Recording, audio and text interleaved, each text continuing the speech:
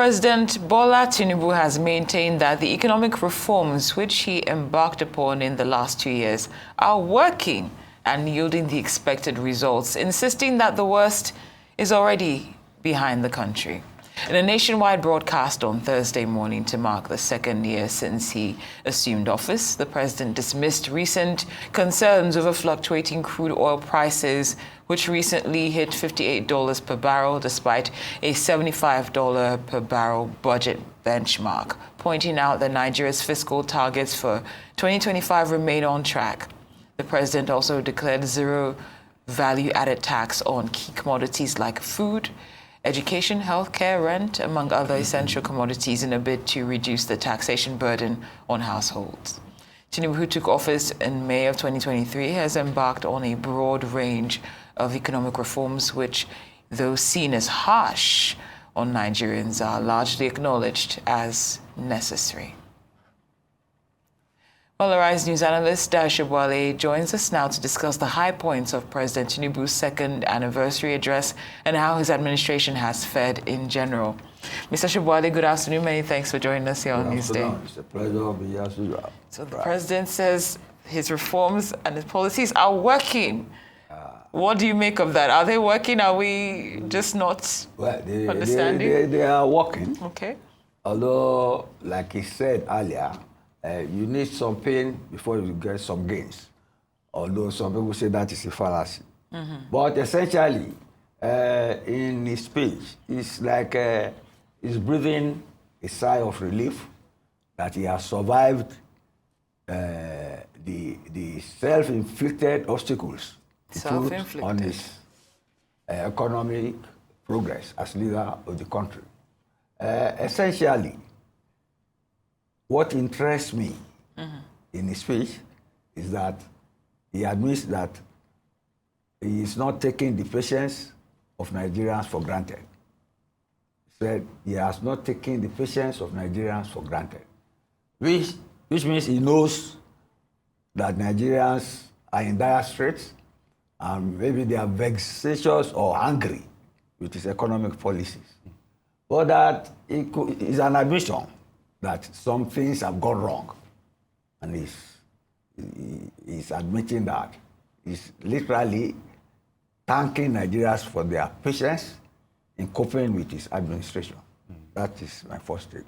Okay, Mr. Sobowale, I'll take you on the issue of being patient. So would you say the speech in its entirety was inspiring enough to offer succor, amid all these current socioeconomic challenges? He's not taking Nigeria's patience for granted, but do you think it was enough? Well, in a way, you can't blame him. He has to claim some achievements. Although whether that achievement translates into better quality of life for Nigerians is a different ballgame. We are in dire straits. He knows it himself. Purchasing power is dwindling. There are not as many jobs as before.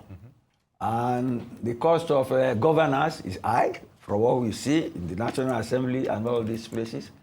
So the economic indices, the statistics, in terms of reforms, may be fine. Of course, he has achieved good fiscal discipline. There's no doubt about that. And at least we are out of the shackles of the IMF, because I understand we have paid all our... I always dreaded any association with the IMF, and I thought they were going into the lap of the IMF, but they have paid them off. And the economic, the taxation reforms, they are on course. We have reduced our deficit.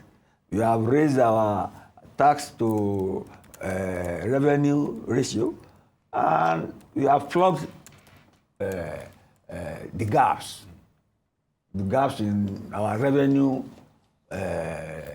arsenal. We have plugged, because before, somebody said we had the widest economy in the world because we do not know the sources of revenue. And I think they have plugged that to the largest extent. And in terms of infrastructure, I think essentially he has concentrated on infrastructure, education and health, and youth development. But you see, the gaping hole in everything they have done so far is security. It's insecurity.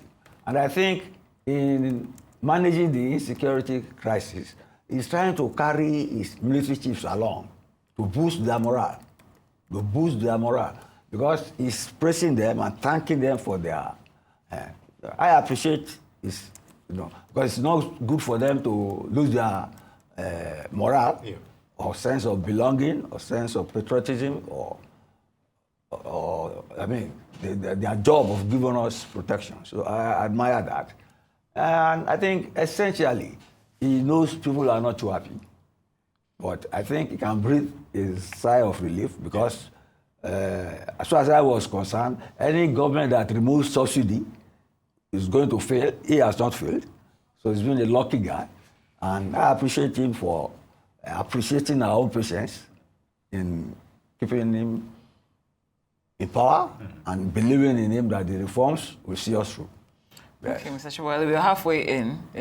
We're halfway into the administration, right. And of course, you said you appreciate him for appreciating us based on our patience. But is this supposed to be an administration where all that we can really take off as citizens is to say we were patient, we endured from start to finish? When are we going to feel this real impact to show that these policies are actually working, as opposed to the appreciation? At the end of the day, our reality is difficult. It's hard. You see, we must acknowledge the nature of our political system. If it was in the US, you have midterm elections. So see what Trump is doing all over the place now to make sure some policies get into fruition so that people can appreciate them, because it's only the midterm that they deal with any incoming government. But we don't have that here now. But he knows that people are in a hurry to get a better quality of life, to have more purchasing power, to have their children in schools, to go to the farms and provide us with food, which insecurity has made impossible. So he acknowledges the understanding and patience of Nigerians. I hope you see what I'm trying to say. He knows that it's not as if people want to carry him shoulder high, but at the same time, he has stuck with his presidency for the next 4 years and it's midway. I think it's a pragmatic assessment of the pains people are going through. You get me? And his promise to make life better. Without a timeline. It's 4 years. He has 4 years. You don't know he has 4 years? I'm aware he has 4 years. It's midway through. We're midway and we've been hearing and I'm telling you, he's making a plea. This guy is not chest beating. But our pleas just seem to be falling on deaf ears to an extent. We've heard, our own pleas as Nigerians seem to be falling on deaf ears. Like you mentioned that he's prioritized sectors like infrastructure, education, and health. Yes. But we still look at what's happening in security, purchasing power, and the likes. That's our daily reality. When will this be prioritized? That is what I just said. That's what you see. You have to be realistic. You don't live in space. You get me? And Nigeria is not utopia. He has outlined the challenges he's facing, and he's pleading for us to be more patient with him until the reforms. Some of the reforms may not materialize even in his tenure, especially those in infrastructure and long-term projects. Right. But at least he has put our books in order, financially, fiscally. All right, let's go from on that there. note, Mr. Dayo Sobowale, a Rise News analyst, would like to thank you very much for your thoughts on that.